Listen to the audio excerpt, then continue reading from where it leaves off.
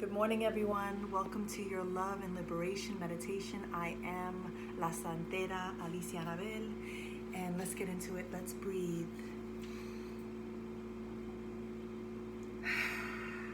Take a deep breath in.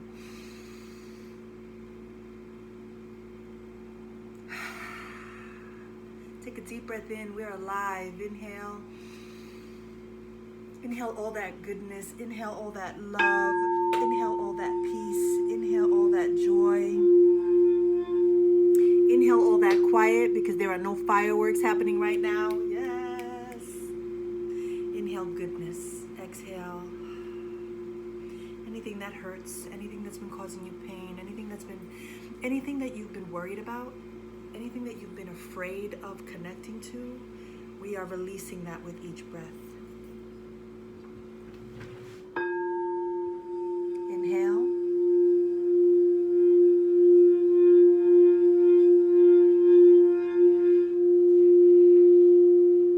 Exhale. Inhale.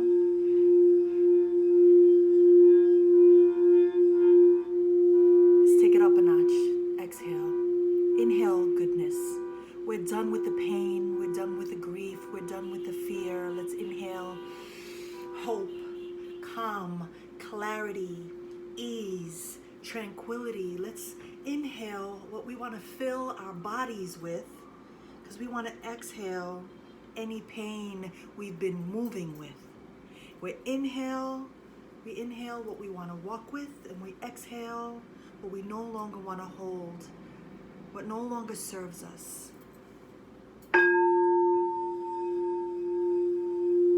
Inhale.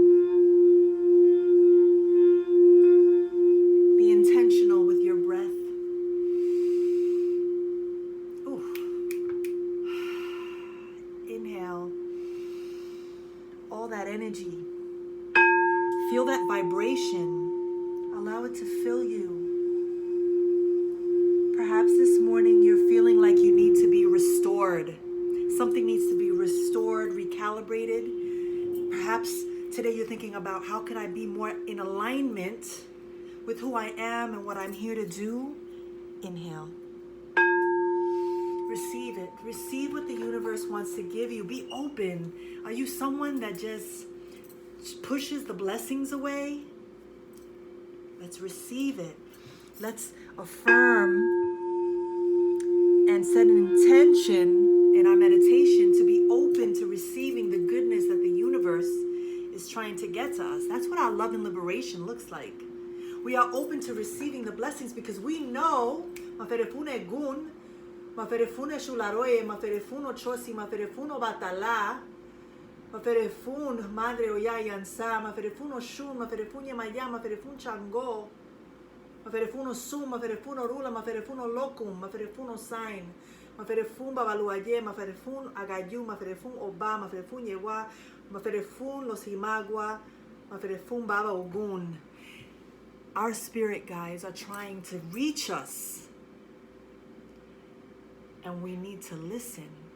They are communicating very important messages to us. Feel the vibration. Feel the vibration underneath your feet. Feel it in your hands, the tingling, the whispers in your ear when your ear is itchy, or when you get that chill, that cold chill out of nowhere, even though you're outside and it's hot. That's spirit. That's spirit saying, I'm trying to love on you.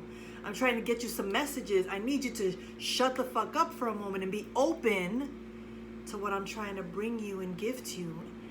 And so, good morning.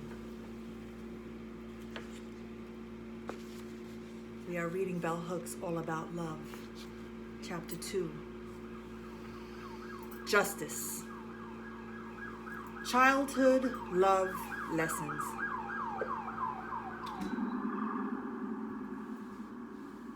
Severe separations in early life leave emotional scars on the brain because they assault the essential human connection, the parent-child bond, which teaches us that we are lovable. The parent-child bond, which teaches us how to love. We cannot be whole human beings indeed. We may find it hard to be human, without the sustenance of this first attachment. By Judith Viorst. We learn about love in childhood. Whether our homes are happy or troubled, our families functional or dysfunctional, it's the original school of love. I cannot remember ever wanting to ask my parents to define love. To my child's mind, love was the good feeling you got when family treated you like you mattered and you treated them like they mattered. Love was always and only about good feeling. In early adolescence, when we were whipped and told that these punishments were for our own good, or I'm doing this because I love you, my siblings and I were confused. Why was harsh punishment a gesture of love? As children do, we pretended to accept this grown-up logic, but we knew in our hearts it was not right. We knew it was a lie. Just like the lie the grown-ups told when they explained after harsh punishment, it hurts me more than it hurts you. There's nothing that creates more confusion about love in the minds and hearts of children than unkind and or cruel punishment meted out by the grown-ups they have been taught they should love and respect. Such children learn early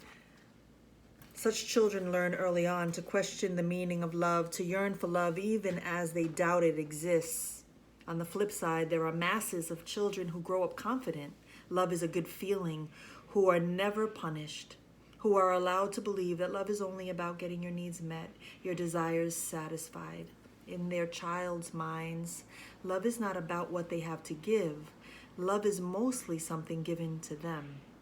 When children like these are overindulged either materially or by being allowed to act out, this is a form of neglect. These children, though not in any way abused or uncared for, are usually as unclear about love's meaning as their neglected and emotionally abandoned counterparts. Both groups have learned to think about love primarily in relation to good feelings, in the context of reward and punishment. From early childhood on, most of us remember being told we were loved when we did things pleasing to our parents, and we learned to give them affirmations of love when they please us. As children grow, they associate love more with acts of attention, affection, and caring. They still see parents who attempt to satisfy their desires as giving love. Children from all classes tell me that they love their parents and are loved by them, even those who were being hurt or abused. When asked to define love, small children pretty much agree that it's a good feeling. Like when you have something to eat that you really like, especially if it's your favorite, they say, "Mommy loves me because she takes care of me and helps me do everything right." When asked how to love someone, they talk about giving hugs and kisses, being sweet and cuddly. The notion that love is about getting what one wants, whether it's a hug or a new sweater or a trip to Disneyland, is a way of thinking about love that makes it difficult for children to acquire a deeper emotional understanding.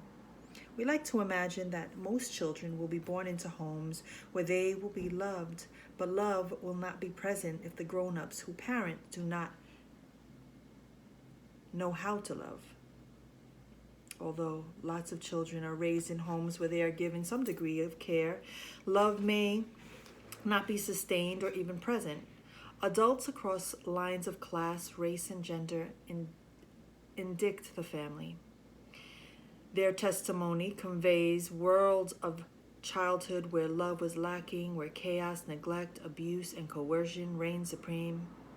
In her recent book, Raised in Captivity, Why Does America Fail Its Children?, Lucia Hodgson documents the reality of lovelessness in the lives of a huge majority of children in the United States.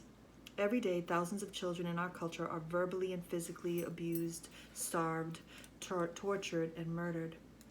They are the true victims of intimate terrorism in that they have no collective voice and no rights. They remain the property of parenting adults to do with as they will. There can be no love without justice until we live in a culture that not only respects but also upholds basic civil rights for children. Most children will not know love. In our culture, the private family dwelling is the one institutionalized sphere of power that can easily be autocratic and fascistic. As absolute rulers, parents can usually decide without any intervention what is best for their children. If children's rights are taken away in any domestic household, they have no legal recourse. Unlike women who can organize to protest sexist domination, demanding both equal rights and justice, children can only rely on well-meaning adults to assist them if they are being exploited and oppressed in the home. We all know that irrespective of class or race, other adults rarely intervene to question or challenge what their peers are doing with their children. At a fun party, mostly of educated, well-paid professionals, a multiracial, multi-generational evening, the subject of disciplining kids by hitting was raised. Almost all the guests over 30 spoke about the necessity of using physical punishment. Many of us in the room had been smacked, whipped, or beaten as children. Men spoke the loudest in defense of physical punishment. Women, mostly mothers, talked about hitting as a last resort, but one that they deployed when necessary. I'm going to leave it here. I'm going to continue on my YouTube. So go subscribe, follow my YouTube so you can get messages for when I drop a video. Because here on IG, it only collects the first 15 minutes. But I want to leave it here for another reason, not just because the time is going to stop. We are going to be talking about love for the duration of reading this bell hooks text. And I know that the conversation already is triggering the ways that we don't feel love, the ways that we love, the ways that we haven't been taught how to love. Some of us have been abused. And so I wanted to stop to hold space, to send love from one person who is a survivor of several kinds of abuse and violation. We are on a journey of healing. We are on a journey of healing. And so as I enter this week, it's no coincidence that I decided to read this book. I mean, there was just, we were reading Marianne Williams's A Return to Love, and I happened to leave the book in Rhode Island when I went to see my daughter a couple of weeks ago. And so I don't have the physical text in front of me. And so I took a break, and here we are reading about love again, because I feel like right now what we need is ways to love on ourselves with everything that we're experiencing right now. But in particular, today I'm honoring the divine child, our divine inner child. And so, we don't acknowledge that child, and I wanted to honor that child, the child in me, the child in you, who has gone through and seen all kinds of things. I wanted to stop and hold space because the adult you, who is listening to this today, we know that little child is scared, hurt, afraid, traumatized, has lived through some shit, some very real things that maybe we've healed from, probably have not, especially if we're people who struggle in areas of our life like relationships and communication and love and finances and all of that. And so let's breathe. We close you out, and then we're going to continue on my YouTube. This is for your inner child. May your inner little boy, little girl, non-gender conforming, know that you are loved, that you are innocent, that you are pure, that you are beautiful, that you are brilliant, that you are made to inherit all of this, and you can be anything that you want to be. I believe in you. I believe in me. Ache, amen, namaste, and so it is. Seguimos.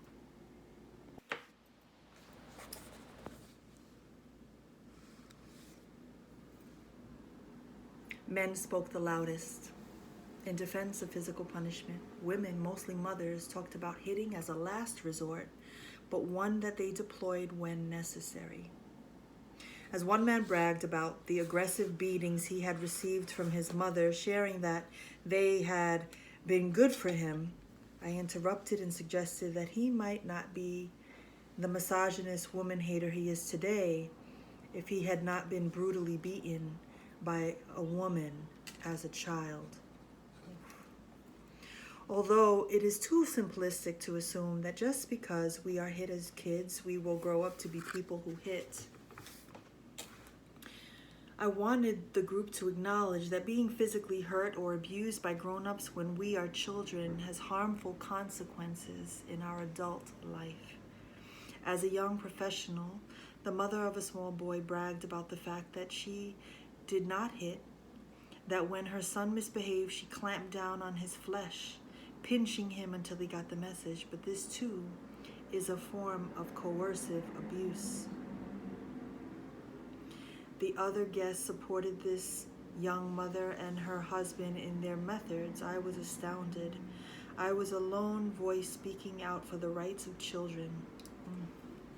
Later, with other people, I suggested that had we all been listening to a man tell us that every time his wife or girlfriend does something he does not like, he just clamps down on her flesh, pinching her as hard as he can, everyone would have been appalled. They would have seen the action as both coercive and abusive, yet they could not acknowledge that it was wrong for an adult to hurt a child in this way. All the parents in that room claim that they are loving. All the people in that room were college educated. Most call themselves good liberals, supportive of civil rights and feminism, but when it came to the rights of children, they had a different standard. Come on with it, bell hooks. One of the most important social myths we must debunk, if we are to become a more loving culture, is the one that teaches parents that abuse and neglect can coexist with love. Abuse and neglect negate love. Care and affirmation, the opposite of abuse and humiliation, are the foundation of love. No one can rightfully claim to be loving when behaving abusively. Yet parents do this all the time in our culture. Children are told that they are loved even though they are being abused. It is a testimony to the failure of loving practice that abuse is happening in the first place. Many of the men who offer their personal testimony in Boyhood Growing Up Male tell stories of random violent abuse by parents that inflicted trauma. In his essay, When My Father Hit Me, Bob Shelby describes the pain of repeated beatings by his dad, stating, "From these experiences with my father, I learned about the abuse of power. By physically hitting my mother and me, he effectively stopped us from reacting to his humiliation of us. We ceased to protest his violations." I'm sorry, I have to stop for a minute.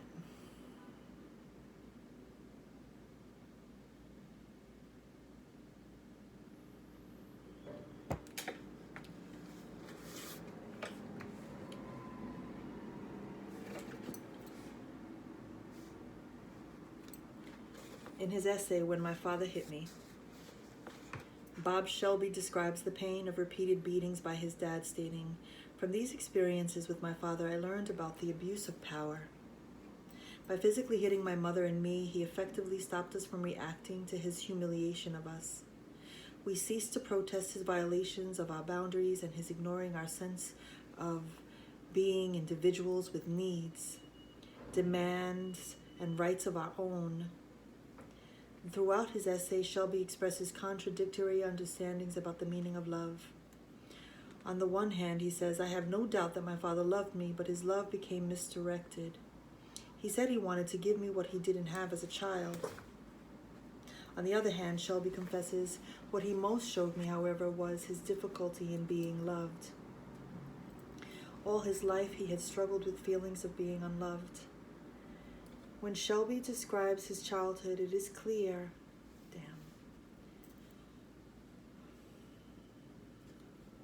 When Shelby describes his childhood, it is clear that his dad had affection for him and also gave him care some of the time. However, his dad did not know how to give and receive love. The affection he gave was undermined by the abuse. Writing from the space of adult recollection, Shelby talks about the impact of physical abuse on his boyhood psyche. As the intensity of the pain of his hits increased, I felt the hurt in my heart. I realized what hurt me the most were my feelings of love for this man who was hitting me. I covered my love with a dark cloth of hate. A similar story is told by other men in autobiographical narrative, men of all classes and races. One of the myths about lovelessness is that it exists only among the poor and deprived. Yet lovelessness is not a function of poverty or material lack. In homes where material privileges abound, children suffer emotional neglect and abuse. In order to cope with the pain of wounds inflicted in childhood, most of the men in boyhood sought some form of therapeutic care. To find their way back to love, they had to heal. Many men in our culture never recover from childhood unkindness. Studies show that males and females who are violently humiliated and abused repeatedly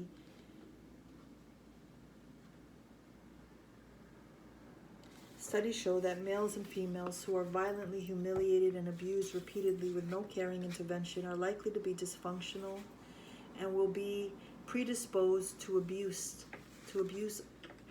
others violently. In Jarvis J. Masters' book, Finding Freedom, Writings from Death Row, a chapter called Scars recounts his recognition that a vast majority of the scars covering the bodies of fellow inmates, not all of whom were on death row, were not, as one might think, the result of violent adult interactions. These men were covered with scars from childhood.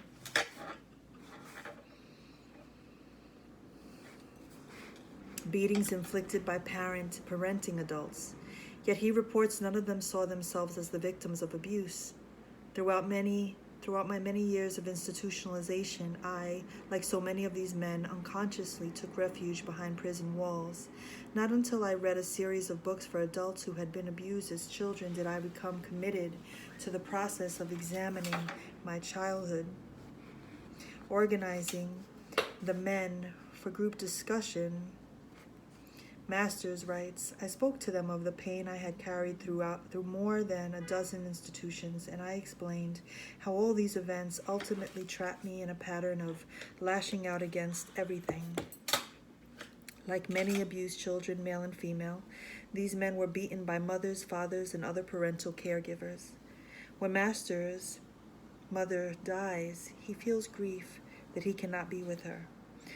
The other inmates do not understand this longing since she neglected and abused him. He responds, she had neglected me, but am I to neglect myself as well by denying that I wished I'd been with her when she died? That I still love her? Even on death row, Master's heart remains open, and he can honestly confess to longing to give and receive love. Being hurt by parenting adults rarely alters a child's desire to love and be loved by them. Among grown-ups who were wounded in childhood, the desire to be loved by uncaring parents persists even when there is a clear acceptance of the reality that this love will never be forthcoming.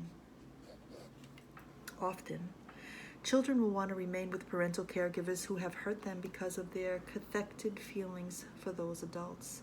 They will cling to the misguided assumption that their parents love them even in the face of remembered abuse, usually by denying the abuse and focusing on random acts of care. In the prologue for Creating Love, John Bradshaw calls this confusion about love mystification. He shares, I was brought up to believe that love is rooted in blood relationships. You naturally loved anyone in your family. Love was not a choice. The love I learned about was bound by duty and obligation. My family taught me our culture's rules and beliefs about love. Even with the best intentions, our parents often confused love with what we would now call abuse. To demystify the meaning of love, the art and practice of loving, we need to use sound definitions of love when talking with children. And we also need to ensure that loving action is never tainted with abuse. In a society like ours, where children are denied full civil rights, it is absolutely crucial that parenting adults learn how to offer loving discipline. Setting boundaries and teaching children how to set boundaries for themselves prior to misbehavior is an essential part of loving parenting. When parents start out disciplining children by using punishment, this becomes the pattern children respond to. Loving parents work hard to discipline without punishment. This does not mean that they never punish, only that when they do punish, they choose punishments like timeouts or the taking away of privileges. They focus on teaching children how to be self-disciplining and how to take responsibility for their actions. Since the vast majority of us were raised in households where punishment was deemed the primary, if not the only way to teach discipline, the fact that discipline can be taught without punishment surprises many people. One of the simplest ways children learn discipline is by learning how to be orderly in daily life, to clean up any mess they make. Just teaching a child to take responsibility for placing toys in appropriate places after playtime is one way to teach responsibility and self-discipline. Learning to clean up the mess made during playtime helps a child learn to be responsible, and they can learn from this practical act how to cope with emotional mess. Were there current television shows that actually modeled loving parenting, parents could learn these skills. Damn. Yes. Television shows oriented towards families often favorably represent children when they are overindulged, are disrespectful, or acting out. Often they behave in a more adult manner than the parents. What we see on television today actually at best models for us inappropriate behavior and in worst case scenarios, unloving behaviors. A great example of this is a movie like Home Alone, which celebrates disobedience and violence. But television can portray caring, loving family interaction. There are whole generations of adults who talk nostalgically about how they wanted their families to be like the fictive portraits of family life portrayed in Leave It to Beaver or My Three Sons. We desired our families to be like those we saw on the screen because we were witnessing loving parenting.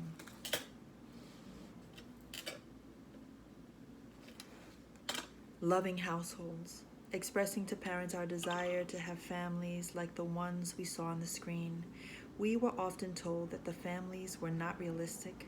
The reality was, however, that parents who come from unloving homes have never learned how to love and cannot create loving home environments or see them as realistic when watching them on television. The reality they are most familiar with and trust is the one they knew intimately. There was nothing utopian about the way problems were resolved on these shows. Parents and child discussion, critical reflection, and finding a way to make amends was usually the process by which behavior was addressed.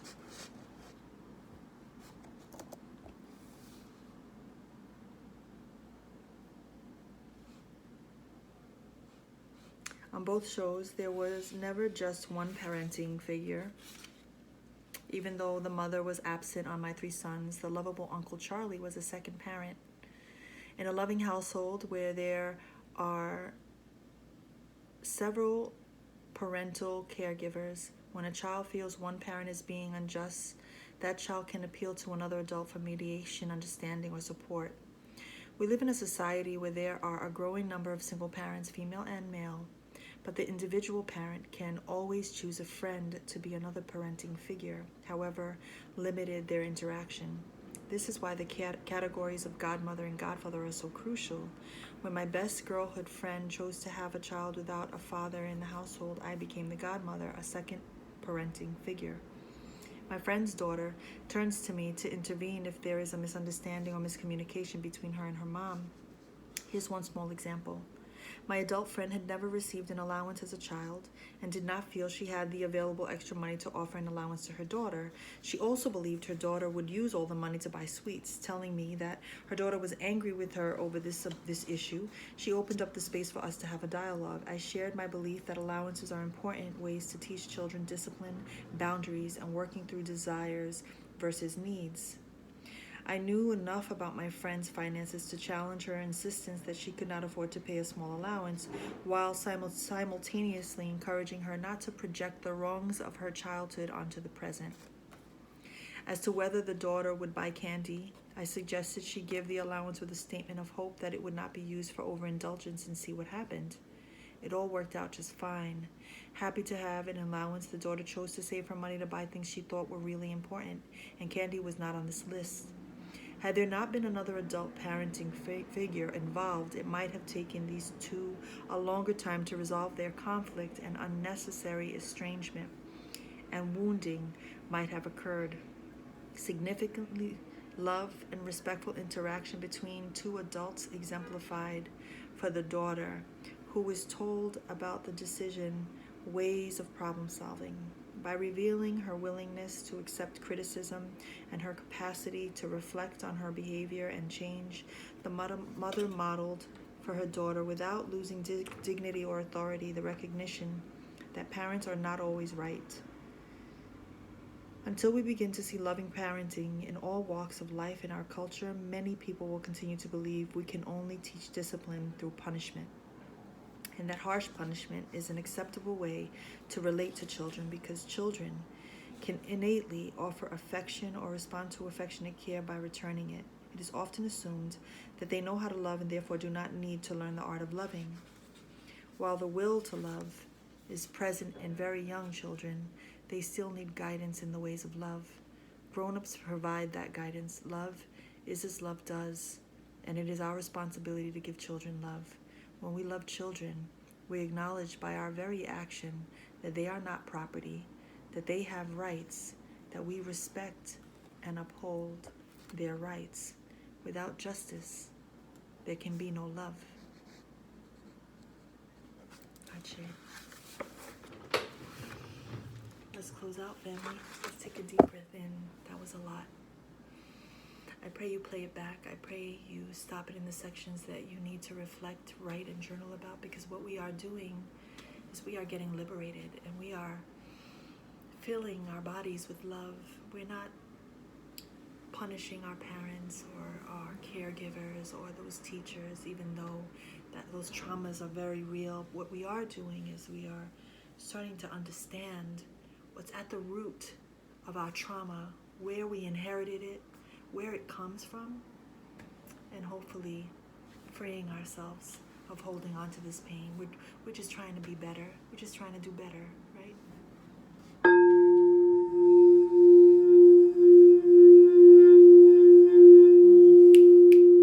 Forgiveness.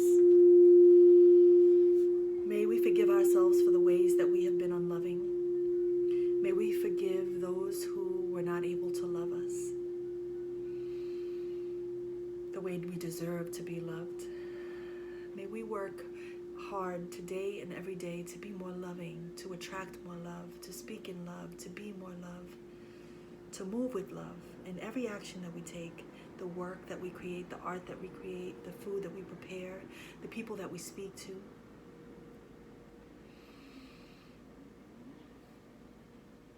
May we forgive ourselves for the ways we have withheld love or punished others by not showing and expressing love. Today is a love day, family.